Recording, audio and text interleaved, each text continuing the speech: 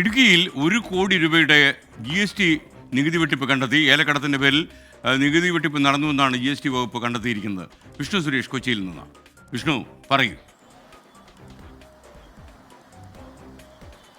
SKN Idukki Ernakulam GST വകുപ്പുകൾ സംയുക്തമായി കമ്പംമേട് നടത്തിയ പരിശോധനയിലാണ് ഈ ഏലക്കടത്തിന്റെ മറവിലുള്ള GST വെട്ടിപ്പ് കണ്ടെത്തിയത്. ഈ ഏലക്ക ഇവിടെ നിന്ന് തമിഴ്നാട്ടിലേക്ക് കടത്തുകയായിരുന്നു ലക്ഷ്യം.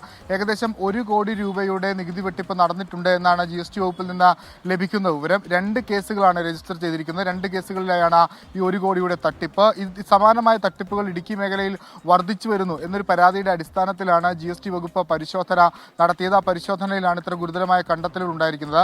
ഒപ്പം നിലവിൽ GST വകുപ്പിന് ചില സമ്മർദ്ദങ്ങൾ ഉണ്ടാകുന്നുണ്ട്. ഈ ലോഡ് വിട്ടു നൽകുന്നതുമായി ബന്ധപ്പെട്ട് സമ്മർദ്ദങ്ങൾ ഉണ്ടാകുന്നു എന്നൊരു വിവരവും ലഭിക്കുന്നുണ്ട്. ശക്തമായ നടപടിയുമായി മുന്നോട്ട് പോകാൻ തന്നെയാണ് GST വകുപ്പിന്റെ തീരുമാനം. ഒപ്പം ഈ പ്രദേശങ്ങളിൽ, പ്രത്യേകിച്ച് ഈ അതിർത്തി മേഖലകളിൽ ഈ ഏലക്കടത്തുമായി ബന്ധപ്പെട്ടൊക്കെ പരിശോധനകൾ കർശനമാക്കാനും കൂടുതൽ ശക്തമാക്കാനും ഒക്കെ GST വകുപ്പ് തീരുമാനിച്ചിട്ടുണ്ട്.